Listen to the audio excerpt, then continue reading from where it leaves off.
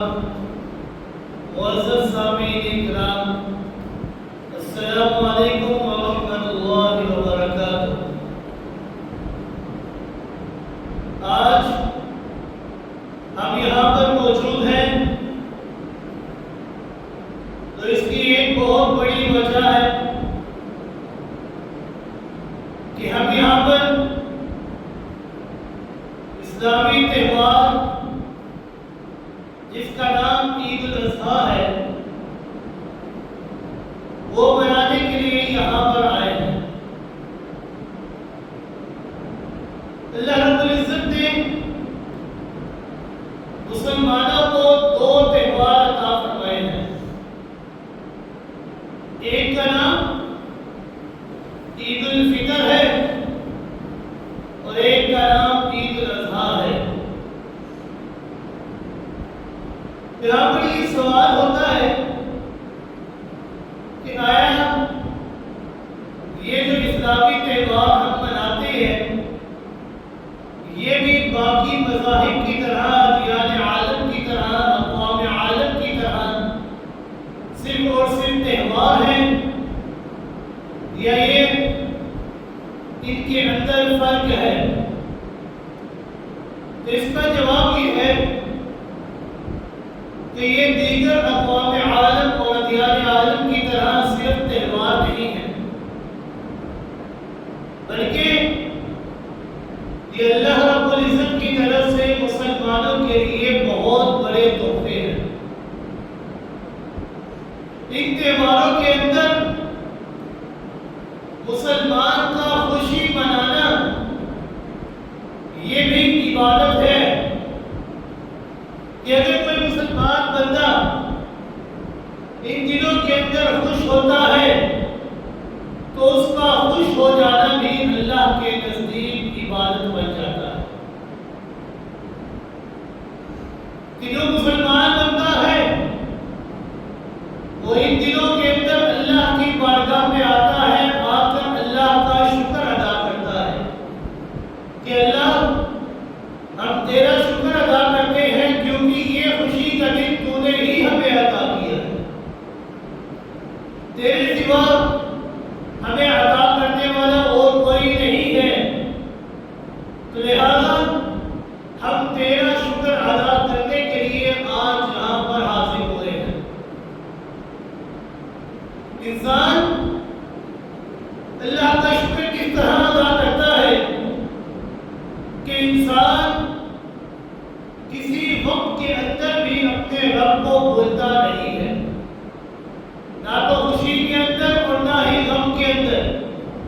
ہر حال کے اندر اپنے رب کا شکر ادا کرتا ہے۔ ایک مسلمان بندہ وہ سال بھر کے اندر مسجدوں میں آتا ہے، آ کر نمازیں ادا کرتا ہے، 5 وقت کی نماز باجماعت ادا کرتا ہے، اس کے لیے اذان دی جاتی ہے، تکبیرات کہی جاتی ہیں، حی علی الصلاۃ، حی علی الصلاۃ، حی علی الفلاح، حی علی الفلاح، کہ آؤ نماز کی طرف، آؤ نماز کی طرف، آؤ کامیابی کی طرف، آؤ کامیابی کی طرف۔ سال بھر اذان دی جاتی ہے، تکبیرات پڑھی جاتی ہیں، ایک مسلمان کو 5 وقت کی نماز کے لیے بلایا جاتا ہے کہ آ جاؤ اپنے رب کی بارگاہ میں حاضر ہو جاؤ اور 5 وقت کی نماز ادا کرو۔ لیکن یہ جو دو تہوار، اسلامی تہوار جنہیں ہم عید الفطر اور عید الاضحیٰ کے نام سے یاد کرتے ہیں، رب کائنات نے فرمایا کہ ان دنوں کے اندر تمہارا خوشی منانا بھی اللہ کے ہاں عبادت ہے کہ تم سال بھر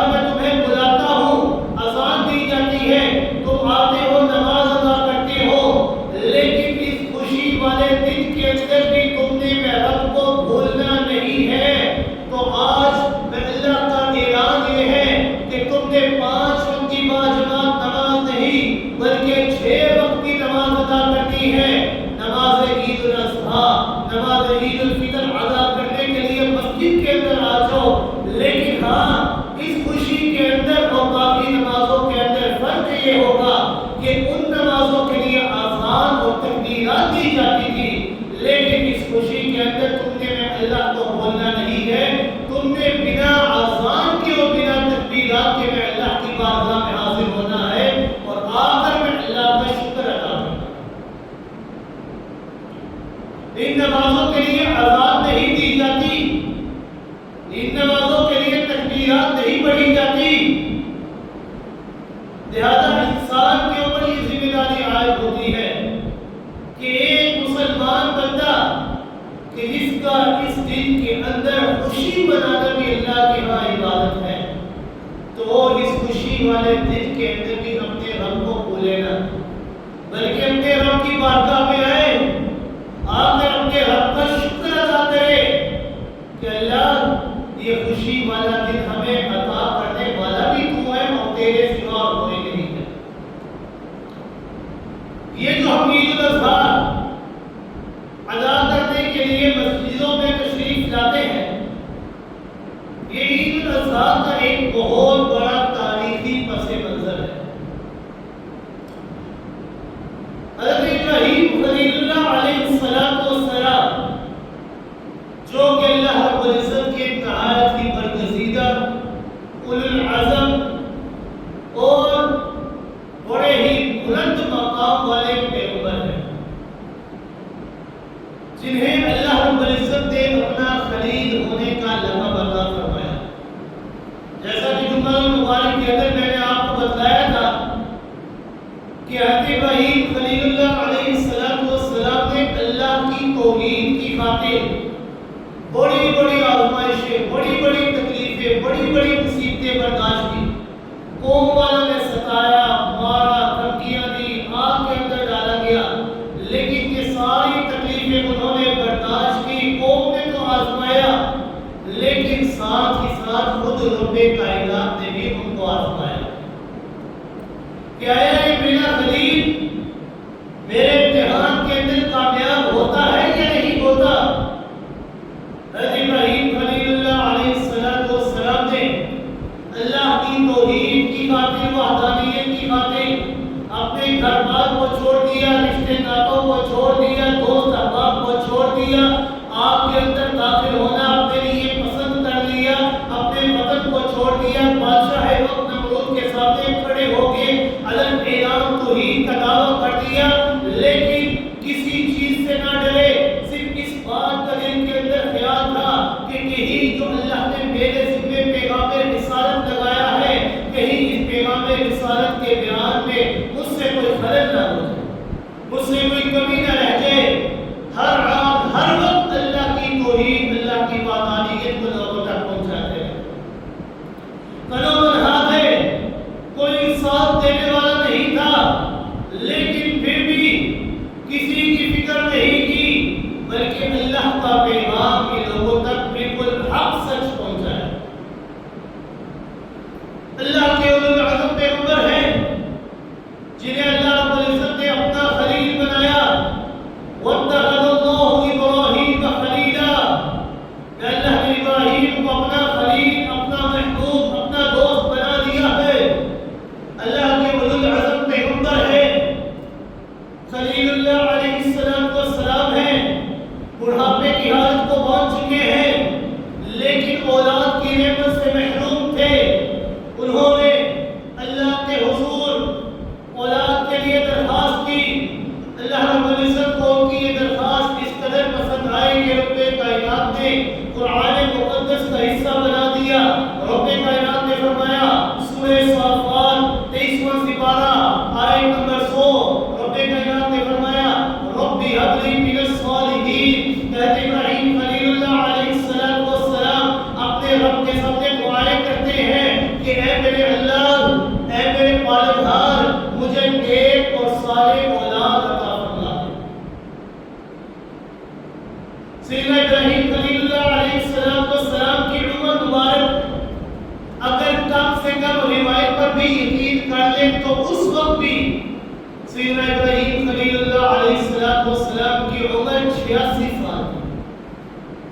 86 سال کی عمر کو پہنچ چکے تھے، مگر اولاد کی نعمت سے محروم تھے۔ حرم میں بیوی دو بیویاں تھیں، حضرت سارہ اور حضرت حاجرہ۔ اس سے یہ بات روشن کی طرح معلوم ہوئی اور واضح ہوئی کہ اولاد دینے والا، اولاد کے خزانے یہ نہ تو کسی نبی کے پاس ہے، نہ کسی پیر کے پاس ہے، نہ کسی پیغمبر کے پاس ہے، نہ کسی ولی کے پاس ہے، بلکہ یہ سارے کے سارے خزانے اگر کسی کے پاس ہے تو وہ صرف اور صرف اللہ کی ذات ہے۔ جیسا کہ اللہ رب العزت نے فرمایا للہ ملک السماوات والارض یہب لمن یشاء، کہ اللہ کی ذات وہ ذات ہے جو آسمان و زمین کا مالک ذات ہے، جسے چاہتا ہے اولاد عطا کرتا ہے، جسے چاہتا ہے اولاد عطا نہیں کرتا، جسے چاہتا ہے بیٹے عطا کرتا ہے، جسے چاہتا ہے بیٹیاں عطا کرتا ہے، جسے چاہتا ہے کہ دونوں عطا کر دیتا ہے۔ یہ اولاد کے خزانے اگر کسی کے پاس ہے تو وہ صرف اللہ کے پاس اور کسی کے پاس نہیں۔ 86 سال کی عمر ہے، رب سے رو رو کر دعا کرتے ہیں رب ہب لی من الصالحین، کہ میرے اللہ مجھے اولاد عطا کر دے۔ رب کائنات نے اولاد عطا کر دی، حضرت اسماعیل علیہ السلام۔ حضرت اسماعیل علیہ السلام کا نام اس میں مبارک یہ اسماعیل کیوں رکھا گیا کہ اسماعیل یہ عبرانی زبان کا لفظ ہے۔ اسمع کا معنی ہے سننے والا اور عید کا معنی ہے عبداللہ، اللہ کا بندہ۔ کہ حضرت ابراہیم خلیل اللہ علیہ السلام نے یہ اسماعیل نام رکھا، اس کی وجہ یہ تھی عید اللہ، اسمع سننے والا، کہ میں نے اسماعیل نام اس لیے رکھا ہے کہ یہ اولاد کا خزانہ مجھے دینے والی اللہ کی ذات ہے اور میری پکار کو سننے والی ذات اللہ کی ذات ہے۔ اسماعیل اللہ سننے والا ہے۔ اللہ نے میری دعا کو سن لیا، رب ہب لی من الصالحین، کہ اللہ مجھے نیک اور صالح اولاد عطا فرما دے،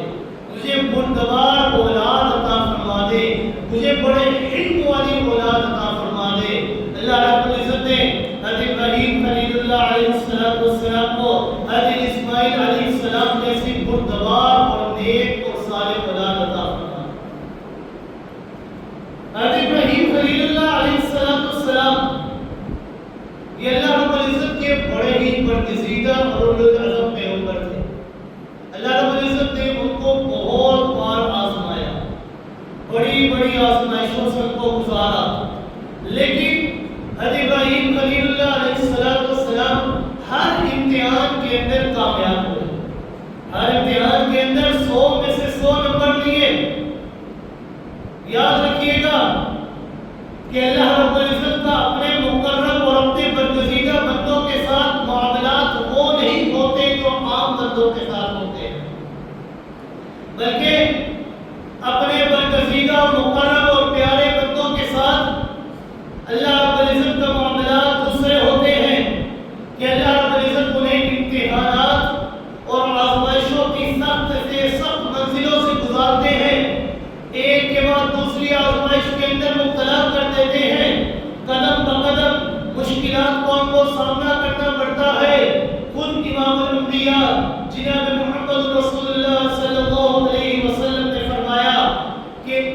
جو انبیاء ہیں اللہ رب العزت ان کو آزمائشوں اور صعوبتوں کے اندر ڈال دیتے ہیں کہ تاکہ ان کو اپنا مقرب ترین بندہ بنا سکے، ان کو اپنا اولوالعزم پیغمبر بنا سکے۔ حضرت ابراہیم خلیل اللہ علیہ السلام کو اللہ رب العزت نے ایک آزمائش کے بعد دوسری آزمائش کے اندر، دوسری کے بعد تیسری آزمائش کے اندر، تیسری کے بعد چوتھی آزمائش کے اندر ڈالا۔ ہر آزمائش کے اندر سیدنا ابراہیم خلیل اللہ علیہ السلام کامیاب ہوئے، 100 میں سے 100 نمبر لے کر کامیاب ہوئے، لیکن بڑھاپے کی حالت کو پہنچ کے اللہ رب العزت نے ابھی بھی ابراہیم علیہ السلام کو آزمایا کہ اور یہ آزمائش دیگر آزمائشوں سے بہت بڑی آزمائش تھی کہ بڑھاپے کی حالت کو پہنچ چکے ہیں، اولاد کا ساتھ ہے، لیکن اللہ رب العزت نے حضرت ابراہیم خلیل اللہ علیہ السلام کو آزمایا کہ بڑھاپے کی تمناؤں کا مرکز تھا، تمام دعاؤں کی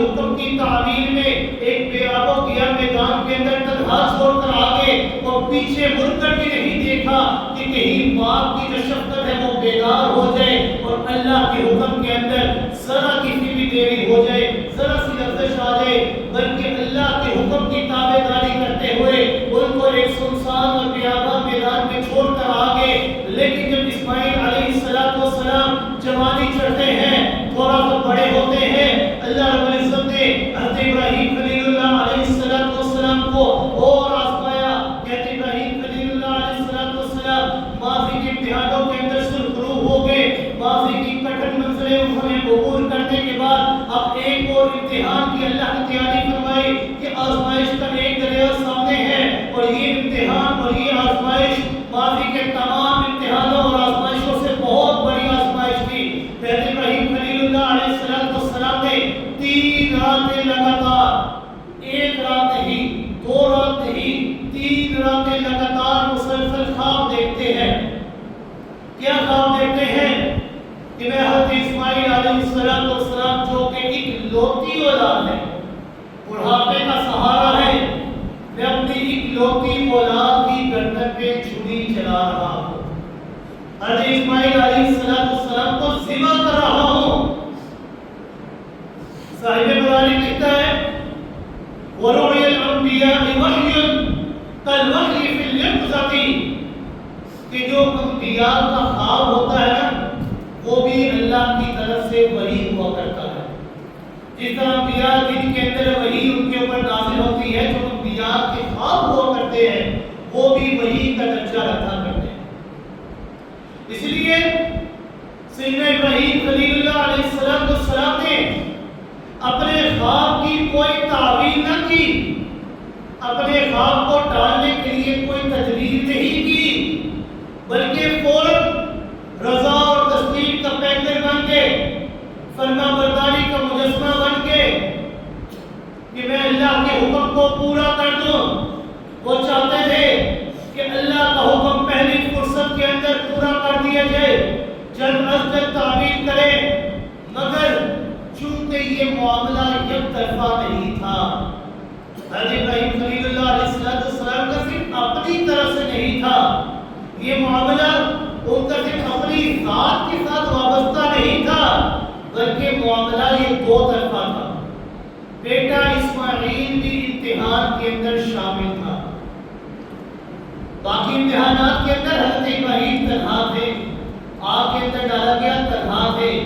باپ کے سامنے تقریر کی توحید کی تنہا تھے، قوم کے سامنے تقریر کی توحید کی تنہا تھے، ذرا سی دیری نہیں کی۔ لیکن اس امتحان کے اندر ایک طرفہ نہیں تھے بلکہ 2 طرفہ تھے۔ بیٹا اسماعیل بھی امتحان اور آزمائش کے اندر اس وقت شریک تھا جس کو قربانی کا حکم دیا۔ اس لیے حضرت ابراہیم خلیل اللہ علیہ السلام نے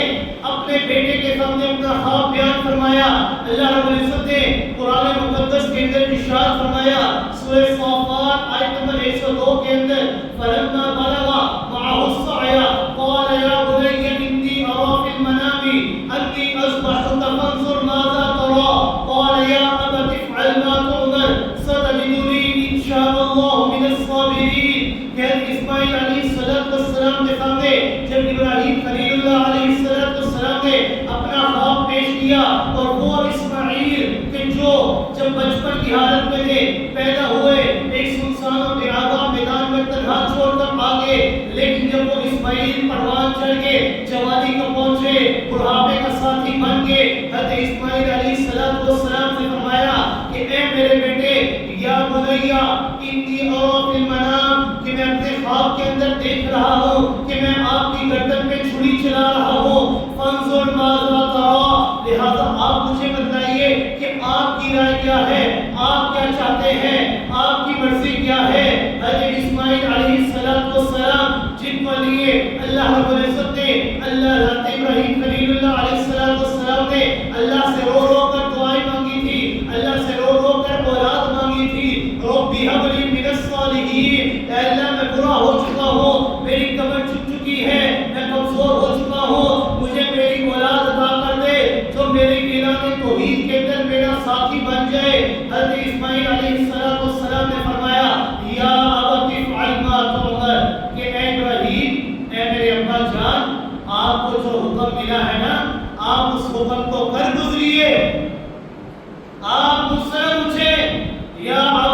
افعل ما تؤمر، آپ کو جو حکم دیا گیا ہے آپ وہ کر گزریے۔ حضرت اسماعیل علیہ السلام بھی جانتے تھے کہ جو نبی ہوتا ہے نا، نبی کا خواب بھی وحی کا درجہ ہوتا ہے، وہ بھی اللہ کا حکم ہوا کرتا ہے۔ اس لیے حضرت اسماعیل علیہ السلام نے فرمایا یا ابت افعل ما تؤمر، آپ کو جو حکم ملا ہے نا آپ وہ حکم کو کر گزریے، ذرا سی بھی دیری نہ کیجیے۔ کیوں؟ ستجدنی انشاءاللہ من الصابرین، اگر میرے اللہ نے چاہا نا، اگر میرے رب نے چاہا نا تو آپ مجھے بھی صبر کرنے والا پائیں گے۔ کیوں؟ کیونکہ حضرت اسماعیل علیہ السلام وہ جانتے تھے کہ قربانی تو محبوب اور پیاری چیز کی مانگی جاتی ہے، قربانی کسی عام چیز کی مانگی نہیں جاتی، بلکہ قربانی یہ بڑی ہی محبوب اور پیاری چیز کی مانگی جاتی ہے۔ حضرت اسماعیل علیہ السلام نے فرمایا کہ ابا جان، کہ اگر اللہ کو میری قربانی چاہتے ہیں، اللہ رب العزت میری قربانی مانگ رہے ہیں، تو اس سے یہ بات معلوم ہوتی ہے کہ اللہ رب العزت کو اس وقت پوری دنیا میں مجھ سے زیادہ محبوب اور مجھ سے پیارا بندہ اور کوئی نظر نہیں آتا۔ اسی لیے تو اللہ رب العزت میری قربانی آپ سے مانگ رہے ہیں۔ ستجدنی انشاءاللہ من الصابرین، اگر میرے رب نے چاہا نا تو آپ مجھے صبر کرنے والا ہی پائیں گے، آپ اپنے رب کے حکم کو کر گزریے۔ یا ابت افعل ما تؤمر، جو حکم آپ کو ملا ہے آپ اس کو کر گزریے۔ یہ بات ہوئی، اس کے بعد باپ اور بیٹا دونوں قربانی پیش کرنے کے لیے جنگل کی طرف روانہ ہوتے ہیں۔ باپ نے بیٹے کو مضبوط جانور کی طرح ہاتھ کو باندھ کر پہلو کے بل لٹا دیا۔ ذبح کے وقت جانور کو لٹانا بڑا ہی مشکل ہوتا ہے، لیکن جب جانور پر قابو پا کر لٹا دیا جائے تو چھری چلانا یہ کون سا مشکل کام ہے، وہ تو سیکنڈوں کی کاروائی ہوا کرتی ہے۔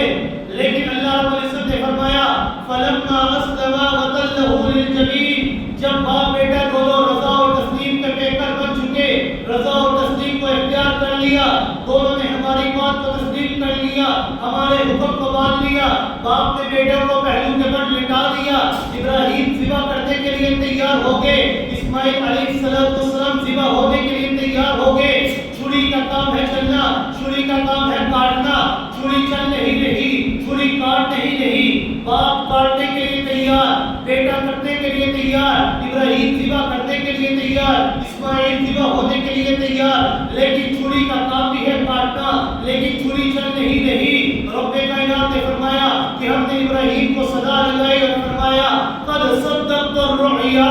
کہ اے ابراہیم، اے میرے خلیل، آپ نے اپنے خواب کو پورا کر دیا ہے، انا کذالک نجزی المحسنین، اور ہم اپنے نیکوکار بندوں کو صلہ اور بدلہ اس طرح عطا فرماتے ہیں کہ رب کائنات نے جنت سے ایک مینڈھا بھیجا ہے جو حضرت اسماعیل کو ہٹا کر وہاں اس کو لٹا دیا جاتا ہے اور چھری اس کے مینڈھے کی گردن کے اوپر چلتی ہے۔ جب حضرت ابراہیم خلیل اللہ علیہ السلام اپنی آنکھوں کو کھولتے ہیں تو دیکھتے ہیں کہ بیٹا اسماعیل پاس کھڑے مسکرا رہے ہیں، خوش ہو رہے ہیں، اور جنت کا مینڈھا زمین پر گرا ہے اور اس کا گرم گرم خون زمین پر گر رہا ہے۔ حضرت ابراہیم خلیل اللہ علیہ السلام کو رب کائنات نے فرمایا قد صدقت الرؤیا، کہ ابراہیم آپ نے اپنے خواب کو پورا کر دیا ہے، آپ کے اوپر جو میں اللہ نے حکم بھیجا تھا آپ نے اس حکم کی تعمیل کر دی ہے۔ جب آپ نے حکم کی تعمیل کی ہے تو میں اللہ کے اپنے نیک بندوں کو صلہ اس طرح عطا فرماتا ہوں کہ میں جب امتحان کو پورا کر لیتے ہیں تو میں اللہ رب العزت بھی آپ کے متعلق یہ اعلان فرماتا ہوں وَتَرَكْنَا عَلَيْهِ فِي الْآخِرِينَ، کہ ہم آپ کے ذکر خیر کو قیامت کی صبح تک باقی رکھیں گے۔ قیامت کی صبح تک آپ کے ذکر خیر کو کس طرح باقی رکھا گیا؟ رب کائنات نے فرمایا سلام علی ابراہیم، قیامت کے صبح تک حضرت ابراہیم خلیل اللہ علیہ السلام کی اس سنت کو ادا کیا جاتا ہے، حضرت ابراہیم خلیل اللہ علیہ السلام کی اس سنت کے اوپر عمل کیا جاتا ہے، ان کے اوپر سلامتیاں بھیجی جاتی ہیں۔ جب ہم درود شریف پڑھتے ہیں تو درود میں کیا کہتے ہیں؟ اللہم صلی علی محمد وعلی آل محمد کما صلیت علی ابراہیم وعلی آل ابراہیم انک حمید مجید۔ کہ وسلم کے ذکر خیر کو اس طرح باقی رکھا کہ قیامت کی صبح تک ان کی یہ عطا بھی باقی ہے اور ان کے اوپر سلامتی اور برکتوں کا نزول بھی ہوتا ہے۔ اللہ رب العزت نے ان کو بڑی بڑی آزمائشوں سے گزارا، لیکن ہر امتحان کے اندر انہوں نے 100 میں سے 100 نمبر لے کر کامیاب۔ تو یہ جو ہم قربانی کرتے ہیں یہ اصل میں ہے کیا؟ صحابہ کرام نے رسول اکرم صلی اللہ علیہ وسلم سے سوال کیا، ماہیت اضاحی، یہ جو ہم قربانیاں کرتے ہیں ہر سال لاکھوں جانور کروڑوں جانور قربان کر دیتے ہیں، یہ اصل میں ہے کیا چیز؟ تو آپ صلی اللہ علیہ وسلم نے فرمایا یہ سنت ابیکم ابراہیم، یہ تمہارے جد امجد حضرت ابراہیم خلیل اللہ علیہ السلام کی سنت ہے۔ صحابہ کرام نے پھر سوال کیا، یا رسول اللہ صلی اللہ علیہ وسلم فما لنا فیہا، کہ ہم یہ سنت کو ادا کرتے ہیں لیکن آپ ہمیں بتائیے کہ اس سنت کے ادا کرنے کے بدلے میں ہمیں کیا ملے گا، ہمیں کیا اجر ملے گا؟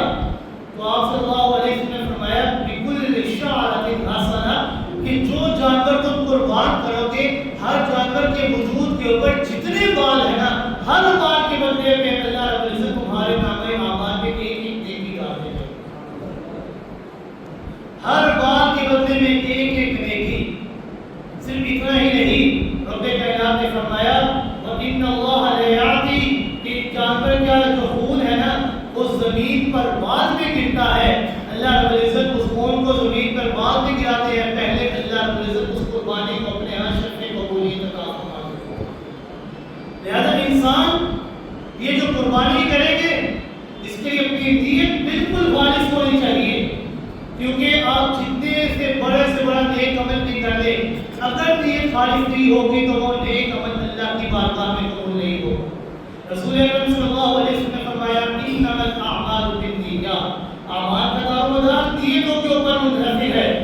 لہذا یہ جو ہم قربانی کریں گے اس کے اندر اپنی نیت بالکل خالص رکھیں، ریاکاری کو شامل نہ کرے کہ میں نے لوگوں کو دکھانے کے لیے بڑے سے بڑا جانور ذبح کرنا ہے، لوگوں کیا میری بڑی سے بڑی واہ ہو جائے گی، نہیں، یہ جو قربانی کریں گے چاہے چھوٹا جانور کرے بڑا جانور کرے، بس اپنی نیت کو خالص کرے، نیت خالص ہوگی چاہے چھوٹا جانور ہو بڑا جانور، اس کا خون کا قطرہ زمین پر بعد میں گرے گا، اللہ شرف قبولیت پہلے عطا فرمائے۔